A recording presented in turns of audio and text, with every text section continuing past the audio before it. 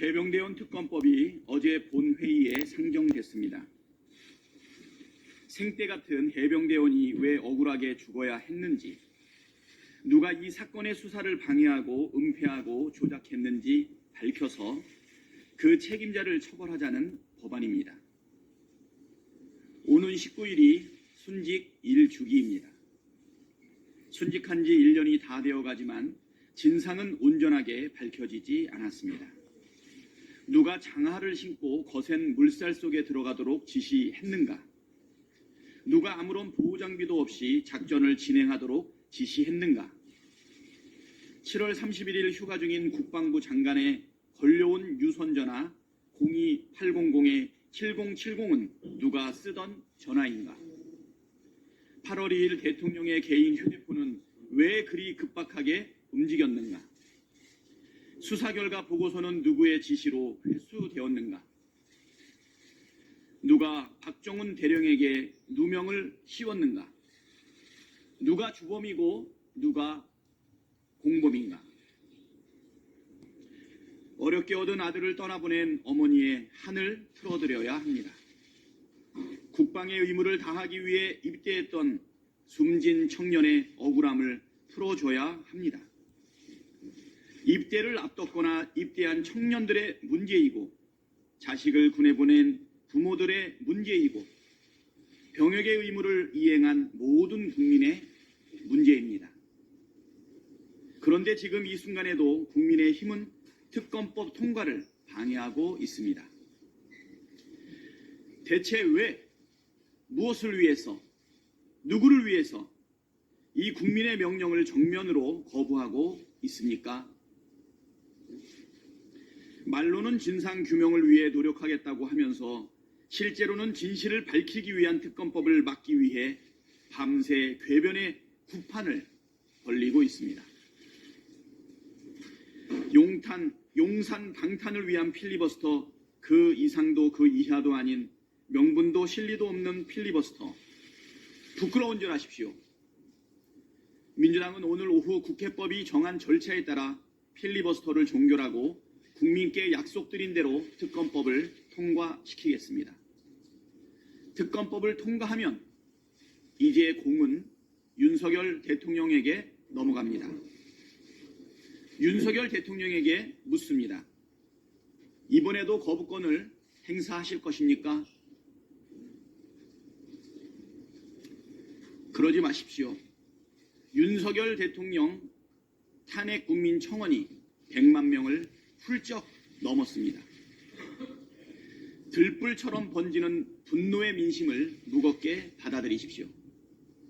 이번 해병대원 특검법 수용 여부가 윤석열 정부의 국정기조 변화를 가늠하는 기준이 될 것입니다.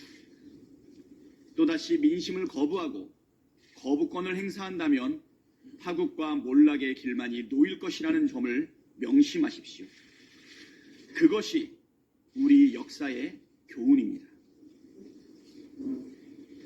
민주당의 전국민 25만 원 민생회복지원금을 두고 윤석열 대통령이 어제 왜 25만 원만 주느냐, 한 10억씩, 100억씩 줘도 되는 것 아니냐고 말했다고 합니다.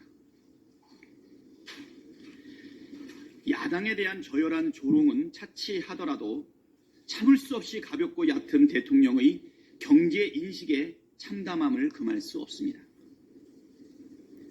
민주당의 민생회복지원금은 현금을 주자는 게 아닙니다. 사용기한이 정해진 소멸성 지역 화폐를 지급해 강제적으로 사용케 하자는 것입니다. 이렇게 하면 소비가 진작되고 매출이 늘어 지역 경기가 활성화됩니다. 세수도 늘어납니다. 결과적으로 25만 원 지원한 것보다 더 많이 세금으로 돌아옵니다. 코로나 위기 때 긴급 재난 지원금으로 내수 활성화를 경험한 적이 있는 이미 효과가 검증된 정책입니다. 내용을 모르시면 물어보시기 바랍니다. 찬찬히 설명해 드리겠습니다. 소상공인과 자영업자의 고통이 심각합니다. 코로나19 위기 때보다 더 큰 위기 상황을 체감하고 있다는 분들이 부지기수입니다. 고금리 고물가의 매출은 떨어지고 대출이자를 갚지 못해 연체 금액이 급증하고 있습니다. 이 악순환을 끊으려면 소비를 진작해서 경기를 살려야 합니다. 물 아끼겠다고 마중물 한 바가지 아껴서야 되겠습니까? 윤석열 대통령은 무조건 반대만 하지 말고 민주당의 민생회복 지원금 제안을 진지하게 검토하고 시행하기를 바랍니다. 네, 어제 윤석열 대통령이 역동경제 로드맵이라면서 발표한 2024년 하반기 경제정책 방향은 한마디로 부자 감세 로드맵이었습니다.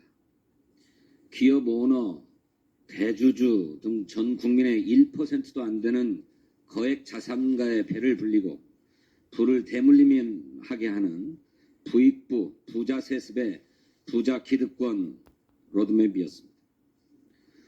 주주 환원 증가액을 세액공제해주고 배당 소득세를 깎아주고 상속세까지 줄여주는 부자 감세 종합선물 세트가 우리 경제의 잠재 성장률과 국민의 삶의 질을 제고하는 정책이 될 수는 없습니다.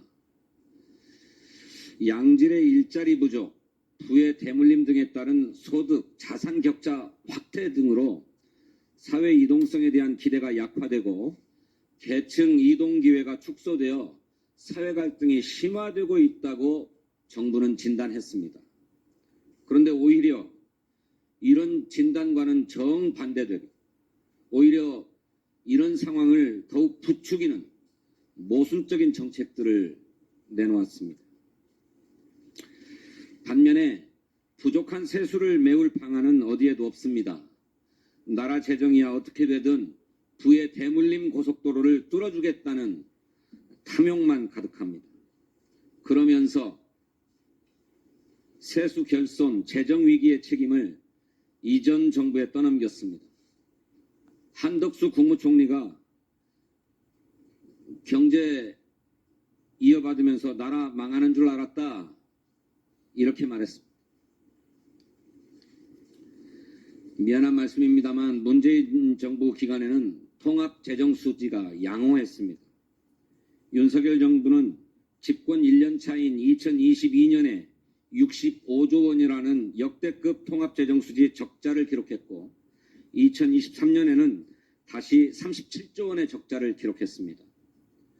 올해는 44조 원 적자가 정부의 재정 목표입니다. 지난해 세수 결손은 56조 원이었고 올해에도 수십조 원 규모의 세수 펑크가 날 것으로 전망됩니다. 정부 출범 2년 만에 나라 국간이 이렇게 거덜난 결정적인 원인은 부자 감세입니다. 작년과 올해 2년 동안 이 정부가 추진한 국세 감면액은 146조 6천억 원에 달합니다. 더불어민주당의 민생회복 지원금 정책을 두고 아예 10억, 100억 주지 그러냐는 대통령의 발언은 민생을 망친 무능한 대통령의 뻔뻔스러운 극언입니다. 민생 분야에서도 협치는 외면하고 오로지 정쟁에 몰두하겠다는 선언입니다. 민생회복 지원금은 가계의 지역화폐를 지급함으로써 지역 골목상권의 소비를 진작시키고 자영업 소상공인의 매출을 늘리는 경제대책입니다. 고물가, 고금리로 실질소득이 감소했기 때문에 쓰고 싶어도 쓸 돈이 없는 게 우리 가게 살림살이의 형편 아닙니까? 그러니 골목경제, 골목상권의 장사가 안 되는 것이 현실 아닙니까?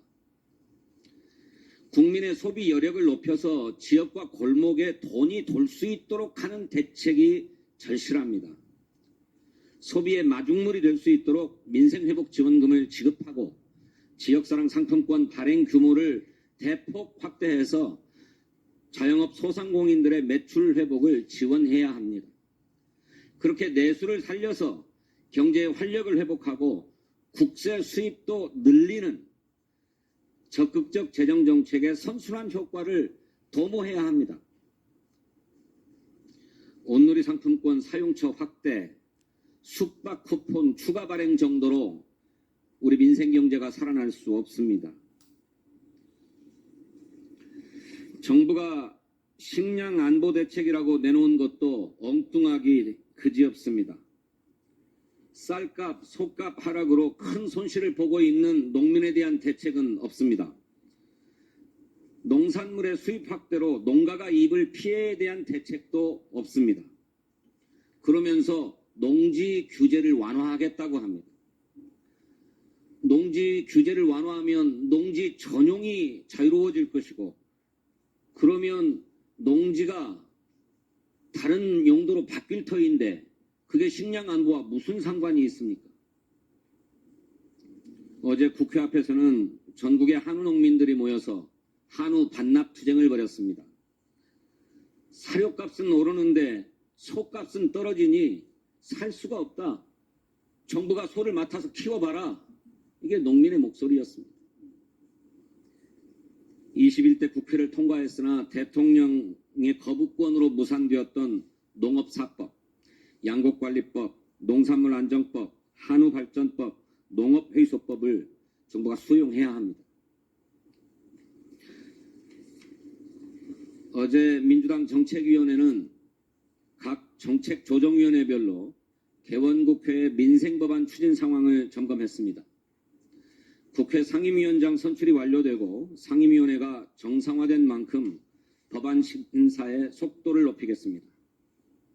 민생회복지원금, 지역사랑 상품권 확대, 착한 임대인 세액공제, 정책자금 장기 분할 상환과 저금리 대출 확대, 폐업지원금 현실화 등 민생위기 극복 대책을 추진하겠습니다.